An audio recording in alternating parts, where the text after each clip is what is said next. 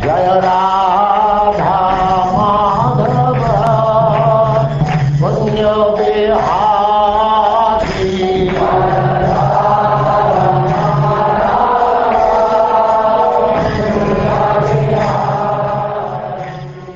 And now chapter 11. King Indra annihilates the demons.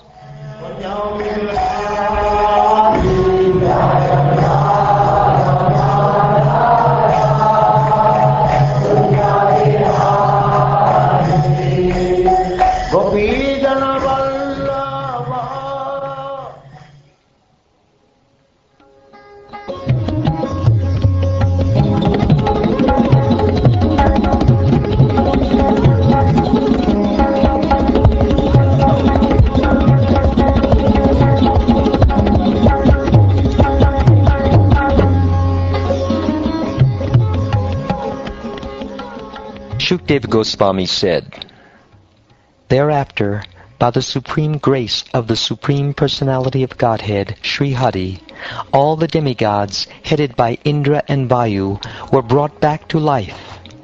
Being enlivened, the demigods began severely beating the very same demons who had defeated them before. When the most powerful Indra became angry and took his thunderbolt in hand to kill Maharaj Bali, the demons began lamenting, Alas! Alas! Sober and tolerant and well-equipped with paraphernalia for fighting, Bali Maharaj moved before Indra on the great battlefield. King Indra, who always carries the thunderbolt in his hand, rebuked Bali Maharaj as follows. O rascal!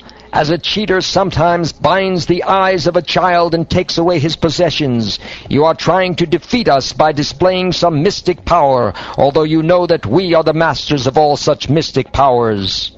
Those fools and rascals who want to ascend to the upper planetary system by mystic power or mechanical means, or who endeavor to cross even the upper planets and achieve the spiritual world or liberation, I cause to be sent to the lowest region of the universe. Today, with my thunderbolt, which has hundreds of sharp edges, I, the same powerful person, shall sever your head from your body. Although you can produce so much jugglery through illusion, you are endowed with a poor fund of knowledge. Now try to exist on this battlefield with your relatives and friends. Bali Maharaj replied, All those present on this battlefield are certainly under the influence of eternal time, and according to their prescribed activities, they are destined to receive fame, victory, defeat, and death one after another. Seeing the movements of time, those who are cognizant of the real truth neither rejoice nor lament for different circumstances. Therefore, because you are jubilant due to your victory, you should be considered not very learned. You demigods think that your own selves are the cause of your attaining fame and victory. Because of your ignorance, saintly persons feel sorry for you. Therefore, although your words afflict the heart, we do not accept them.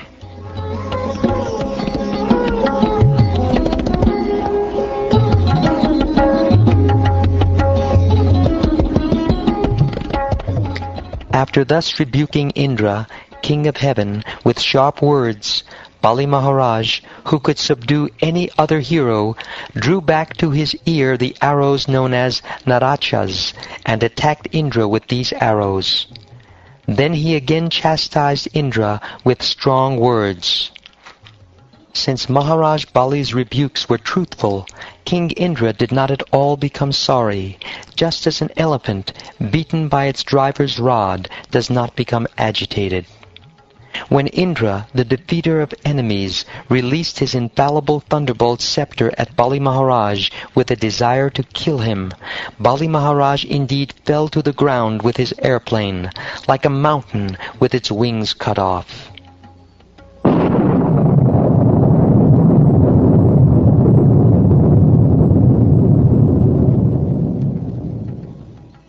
When the demon Jambasura saw that his friend Bali had fallen, he appeared before Indra, the enemy, just to serve Bali Maharaj with friendly behavior.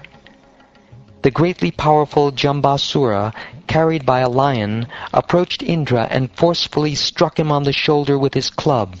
He also struck Indra's elephant.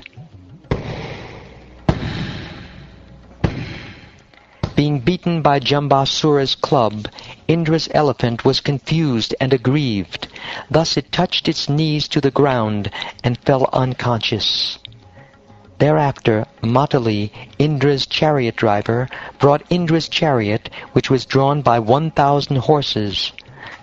Indra then left his elephant and got onto the chariot. Appreciating Matali's service, Jambasura, the best of the demons, smiled. Nonetheless, he struck Matali in the battle with a trident of blazing fire.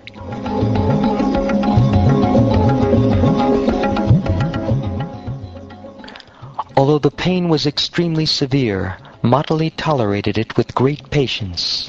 Indra, however, became extremely angry at Jambasura. He struck Jambasura with his thunderbolt and thus severed his head from his body.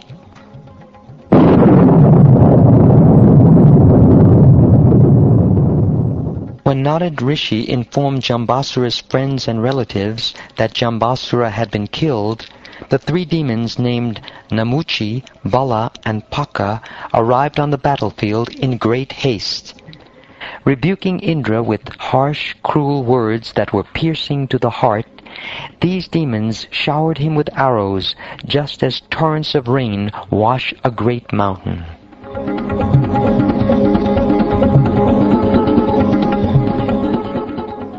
Quickly handling the situation on the battlefield, the demon Bala put all of Indra's 1,000 horses into tribulation by simultaneously piercing them all with an equal number of arrows.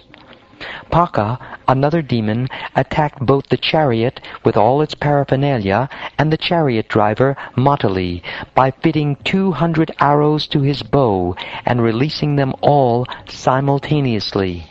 This was indeed a wonderful act on the battlefield. Then Namuchi, another demon, attacked Indra and injured him with 15 very powerful golden feathered arrows, which roared like a cloud full of water. Other demons covered Indra, along with his chariot and chariot driver, with incessant showers of arrows, just as clouds cover the sun in the rainy season. The demigods, being severely oppressed by their enemies and being unable to see Indra on the battlefield, were very anxious. Having no captain or leader, they began lamenting like traders in a wrecked vessel in the midst of the ocean. Thereafter, Indra released himself from the cage of the network of arrows. Appearing with his chariot, flag, horses, and chariot driver, and thus pleasing the sky, the earth, and all directions, he shone effulgently like the sun at the end of night. Indra was bright and beautiful in the vision of everyone. When Indra, who is known as Vajradhara, the carrier of the Thunderbolt, saw his own soldiers so oppressed by the enemies on the battlefield, he became very angry. Thus he took up his thunderbolt to kill the enemies. O King Pariksit, King Indra used his thunderbolt to cut off the heads of both Bala and Paka in the presence of all their relatives and followers. In this way, he created a very fearful atmosphere on the battlefield.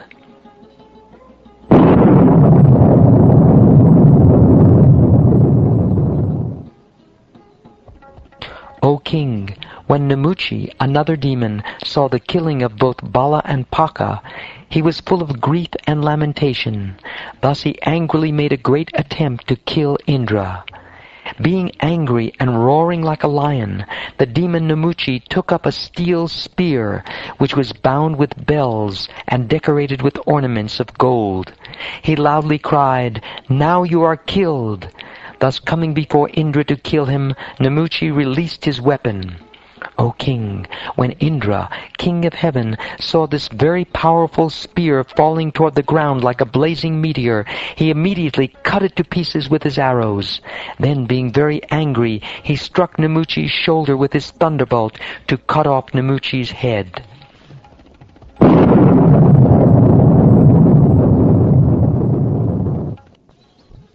Although King Indra hurled his thunderbolt at Namuchi with great force, it could not even pierce his skin. It is very wonderful that the famed thunderbolt that had pierced the body of Vritrasura could not even slightly injure the skin of Namuchi's neck. When Indra saw the thunderbolt return from the enemy, he was very much afraid. He began to wonder whether this had happened because of some miraculous superior power. Indra thought, "Formerly, when many mountains flying in the sky with wings would fall to the ground and kill people, I cut their wings with this same thunderbolt. Vritrasura was the essence of the austerities undergone by Tvashta, yet the thunderbolt killed him. Indeed, not only he, but also many other stalwart heroes, whose very skin could not be injured even by all kinds of weapons, were killed by the same thunderbolt. But now, although the same thunderbolt has been released against a less important demon, it has been ineffectual. Therefore, although it was as good as a Brahmastra, it has now become useless, like an ordinary rod. I shall therefore hold it no longer."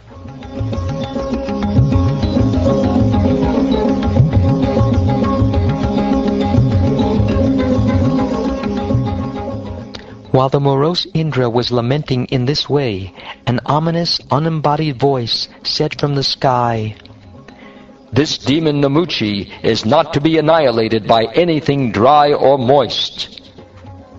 O Indra, because I have given this demon the benediction that he will never be killed by any weapon that is dry or moist, you have to think of another way to kill him."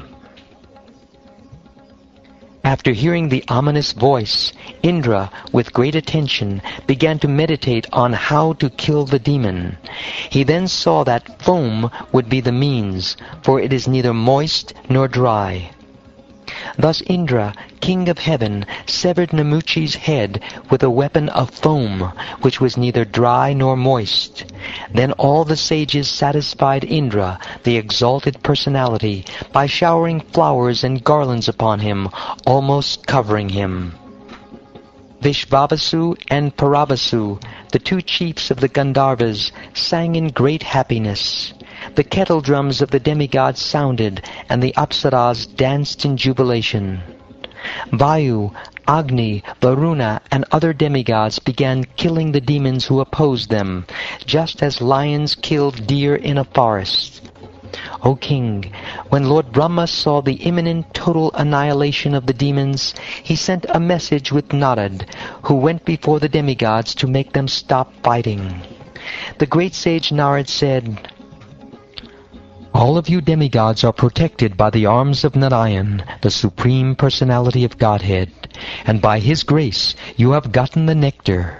By the grace of the Goddess of Fortune you are glorious in every way. Therefore, please stop this fighting."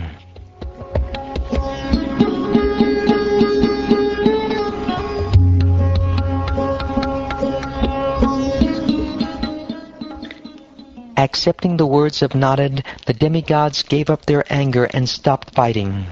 Being praised by their followers, they returned to their heavenly planets.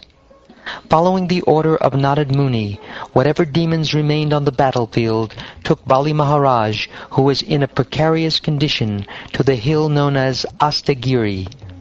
There on that hill, Shukracharya brought to life all the dead demoniac soldiers who had not lost their heads, trunks, and limbs. He achieved this by his own mantra, known as Sanjivani. Bali Maharaj was very experienced in universal affairs. When he regained his senses and memory by the grace of Shukracharya, he could understand everything that had happened. Therefore, although he had been defeated, he did not lament.